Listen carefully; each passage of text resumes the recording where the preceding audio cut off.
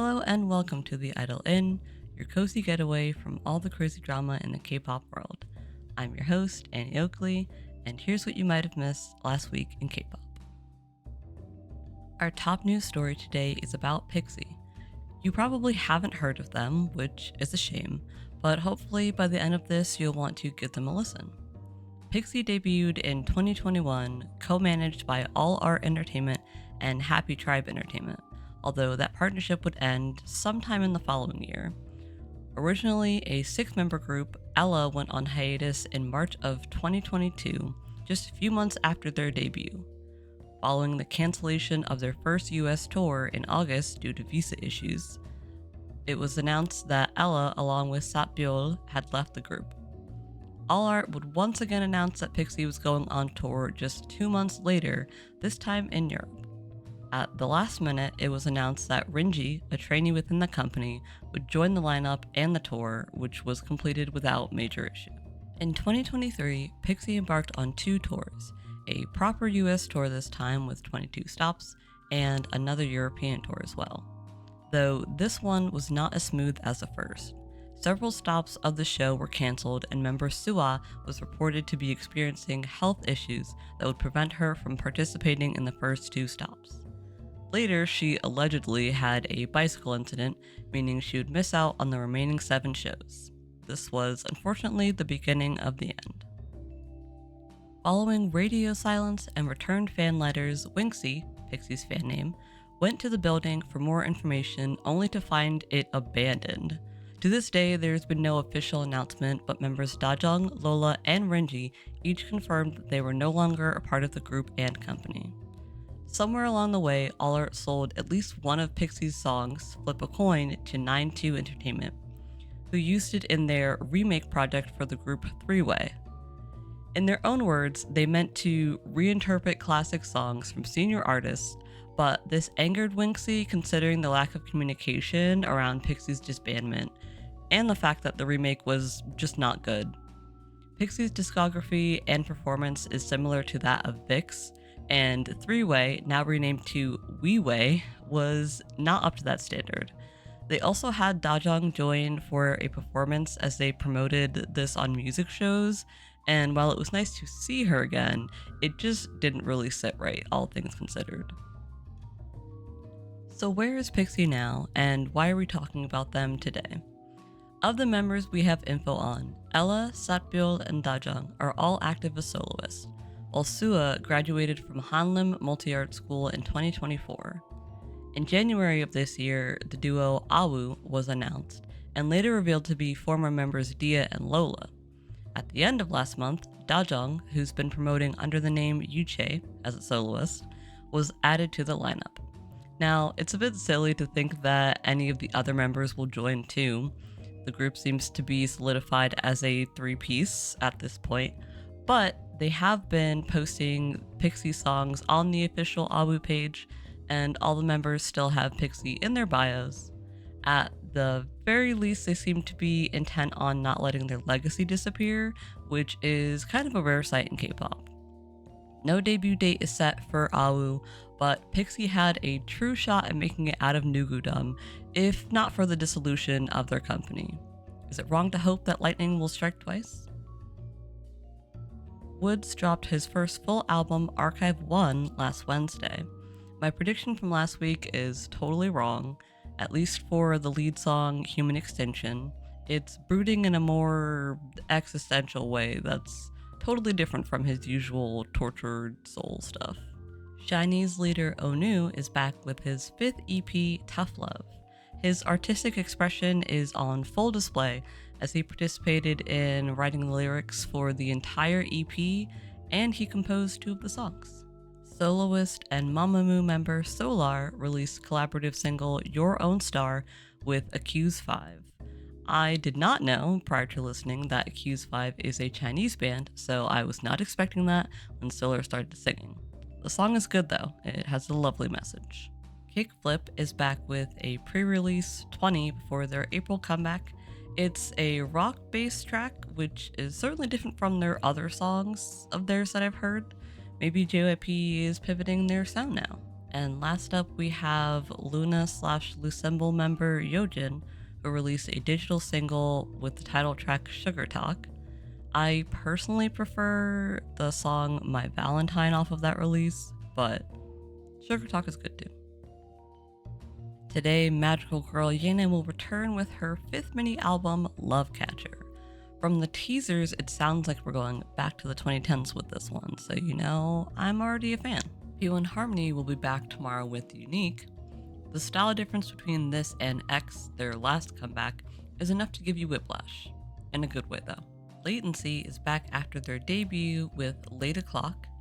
This is the all-female band made up of Luna slash Lucemble member Hyunjin, signatures Jiwon, Semi, and Haeun, and the musician Finger Stylish. And because it is apparently the month for Luna activities, member Jinsol will return with her fifth digital single, From Sagittarius, on the 18th. BTS is set to return on the 20th with Arirang. This album is dropping just before they embark on their world tour. ITZY's Yuna announced her solo debut, slated for the 23rd. I don't know what to expect given what was shown in the teaser video, but I'm always a fan of JYP girl group releases. Mamamoo's Moonbyul will be back with her third single titled Rev. The teaser photos for this include a keyring with a bunch of stuff on it, and a map from a racing game. I am fully intrigued. Red Velvet's leader, Irene, is reportedly having a comeback on the 30th. With the title Biggest Fantasy, it would seem that she's going to be doing a more fan-focused thing for this album. Wonpil from Day 6 is also doing a solo release on the 30th. What a good day for music that'll be. Kepler has also just announced that they'll be having a comeback, but this comes right after news that Youngun is leaving the group. So the timing for these things is interesting, to say the least. 17's Vernon, rapper Jesse, and G-Dragon all make cameos in the recently released Kpops, starring American singer slash rapper slash drummer Anderson .Paak. Blackpink's Jisoo is starring in Boyfriend on Demand, which you can watch on Netflix. I haven't personally gotten around to watching this just yet, but I've heard some good things. And last up, we have GOT7's Jinyoung, who will star as Yeon Tae-so in the JTBC drama Still Shining. Nothing better than watching your faves stay booked and busy, I must say. Twice is still on tour. They're out of the US currently, stopping in Quebec, Ontario, and Taipei before coming back this way at the end of the month. ATEEZ is also still on tour. Son had to miss out on the first day in Melbourne due to flights traveling over West Asia being cancelled due to safety risks, but he is back with his members now. The energy from the second day seemed absolutely insane as a result. And Hyphen's Walk the Line concert movie arrives in theaters tomorrow, but you can get your tickets now if it hasn't sold out. Head over to incinemas.com and check your local movie theater. Treasure is continuing their Pulse On tour and will be in Macau and Taipei at the beginning and end of the month respectively. And Mix is set to start the European leg of their world tour on the 17th. Still trying to see if I can make it to a show since their closest stop is still a bit of a drive for me, unfortunately, but their live performance is not something that I want to miss. Mexican Agase, stand up and go get tickets to see the Magic Man Jackson Wang himself, starting on the 27th. After 3 stops, he's crossing the border into the US and traveling between here and Canada. This is another show that unfortunately is too far for me to attend, so I humbly ask that you all go and have fun in my stead. Classy will be in Japan on the 28th and 29th of this month. I don't know much about this group except that they are from the survival show My Teenage Girl, which I did not watch, and apparently seem to have a solid Japanese fan base. Omega X will also be in Japan, Tokyo specifically, starting on the 27th for their New Vision tour. Starting us off with the Nugu Spotlight, we have soloist Lipstickers, also known as CrossGene's Shin, who released his first mini album, One, with the title track Warzone. One Pack's Jay Chang dropped Feel on the 6th. It's a little bit of a bop, I can't deny. Haikey's fifth mini album, Love Chapter, dropped. This is their second release since leaving their company GLG. I can guarantee you that someone in that concept meeting said that this was about them having a fresh start. I can see it doing well for them now, but it is very much more of a debut single type song. New Era dropped Pop It Like on the 9th. This is the group comprised of the finalists from the survival show Make Mate 1, who just debuted last month. Gonna be honest, this song is not my favorite. Fav's Ace is back with his fifth single, Bonita, on the 10th. In another instance of being shocked by the language, the song is entirely in Spanish. It is also quite good.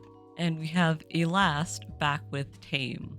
And I know I keep saying this, which is probably just because it's apparently currently a trend, but this also sounds like a late 2000s, early 2010s K-pop song to me. So teenage me would have loved this.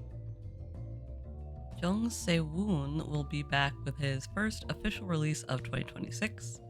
If he sounds familiar, it's because he was on season 2 of Produce 101 and missed making it into 101 by one spot.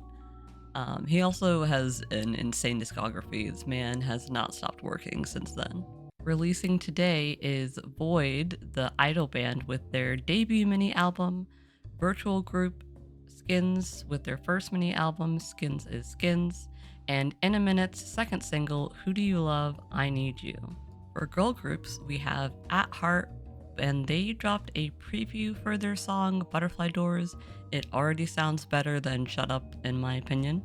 And also, Baby Don't Cry will have their first comeback after their somewhat messy debut.